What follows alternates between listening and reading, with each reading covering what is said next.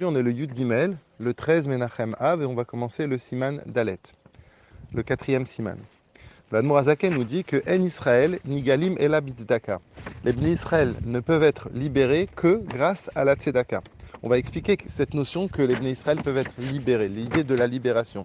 Par rapport à ça, il amène un pasouk dans Ishaïa qui dit Veshavea Bitzdaka.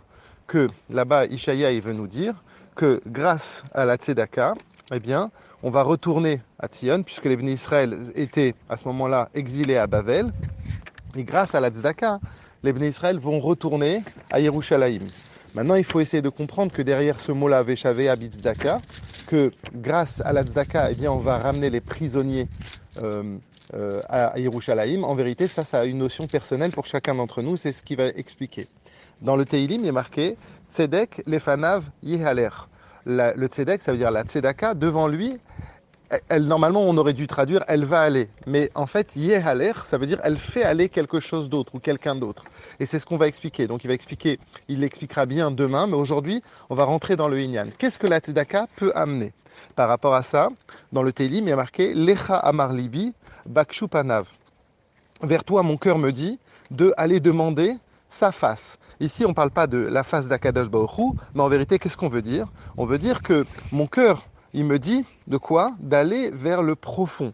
Panaï, Bakshu Panaï, peut vouloir dire la face, ou peut vouloir dire aussi Pnimi, le profond. En d'autres termes, mon cœur, il me dit de quoi? Qu'est-ce qu'il faut chercher? Eh bien, il faut chercher la profondeur. Par rapport à ça, justement, dans l'amour qu'on peut avoir par rapport à Kadosh Baruch Hu, il y a deux niveaux. Il y a un niveau que l'on pourrait dire qui est un niveau chitzoni, qui est un niveau superficiel, même si encore une fois, quand le Admor Azaken ou quand dans la Chassidoute on dit chitzoni, ça ne veut pas dire superficiel, ça ne veut pas dire que c'est quelque chose à bannir. Ça veut dire qu'il y a plus haut que ça. Donc, ça veut dire quoi chitzoni ici? Ça veut dire que le premier niveau d'amour, c'est un niveau dans lequel où je réfléchis. Puisque je réfléchis un peu à l'image de l'amour qu'on peut avoir vis-à-vis, par exemple, de ses parents ou des proches, quand je vois les bienfaits qu'ils me font, eh bien, ça va me créer un sentiment de proximité et d'amour. Ça, c'est le premier niveau. Et puis, il y a un niveau qui est profond. Il y a un niveau qui est pnimi dans l'amour qu'on a vis-à-vis d'Akadosh Baruch Hu, qui n'est pas dû au travail que l'on peut faire, mais qui est dû au fait qu'Akadosh Baruch Hu, il a implanté dans chacun d'entre nous un nitzot, une étincelle divine qui fait qu'on est rattaché. C'est exactement l'idée que ça dépasse l'entendement, ça dépasse le raisonnable, comme on va le voir plus loin. Et donc, en vérité, comme c'est marqué dans Teilim, Mima Makim Karaticha Hashem, des profondeurs, je t'ai appelé Hashem. En d'autres termes, pour arriver à appeler Akadosh Baruch Hu, pour arriver à avoir une vraie proximité, il faut aller profond.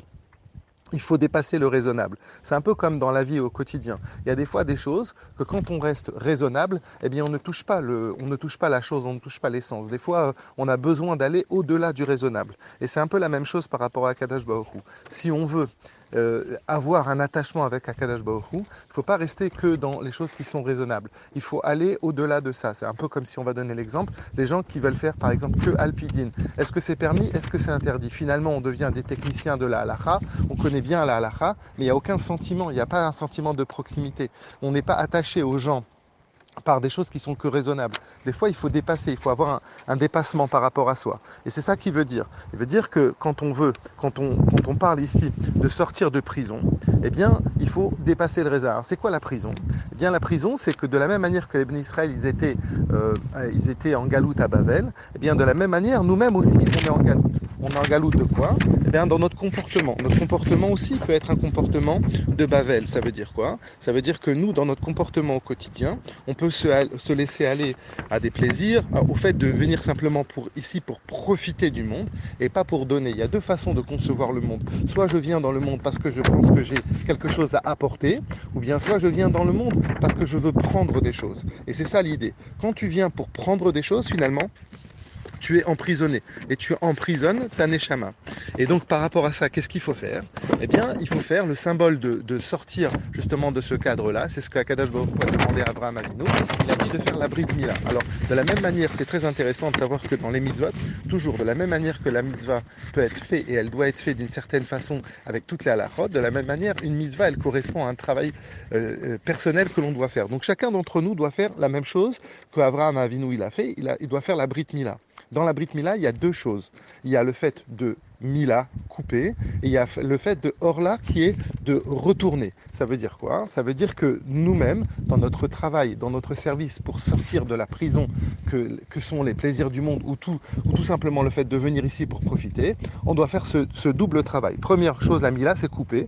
C'est tout ce qui est grossier, toutes les choses qui nous coupent d'Akadash Baruch Hu, mais qui ne sont pas fines, qui sont grossières. C'est tous les plaisirs du monde qui sont interdits, ou bien des choses que vraiment, quand on sent qu'on les a fait, on n'est pas fier de nous.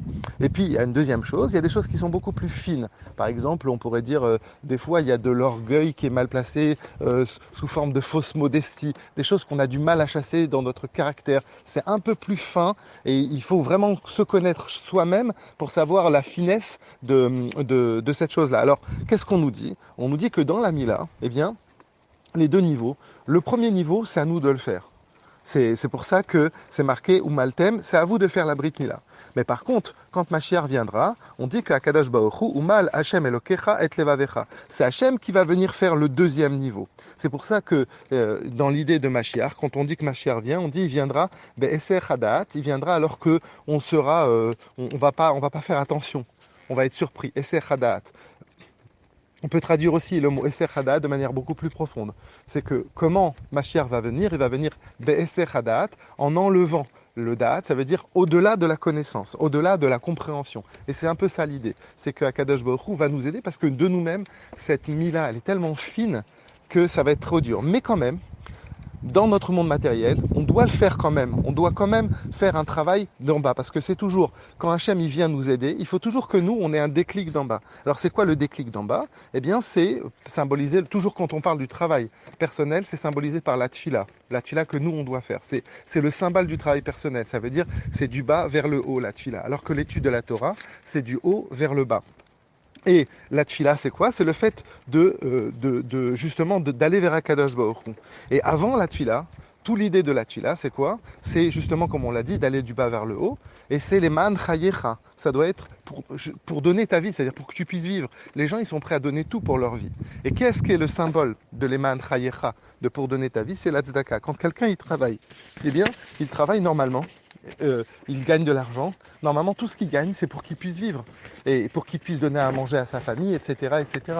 On parle même pas de luxe. On parle par exemple de quelqu'un qui n'a pas beaucoup d'argent. Eh bien, il se fatigue. Il se fatigue pourquoi? Pour qu'il arrive à vivre. Et quand maintenant cette personne, elle vient et elle donne cet argent qu'il s'est fatigué, il le donne à la tzedaka, il le donne à Kadosh Baruch Hu, il rend Kadosh. Alors qu'est-ce qu'il est en train de faire? C'est comme si tout le travail qu'il avait fait, tout le moment où il a travaillé, eh bien ça, il l'a offert.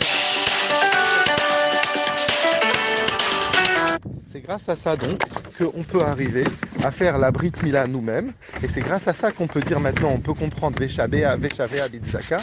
On va faire sortir notre Neshama qui est prisonnière, Veshavea. Comment on peut sortir de la prison, Bitzaka, grâce à la Tzedaka.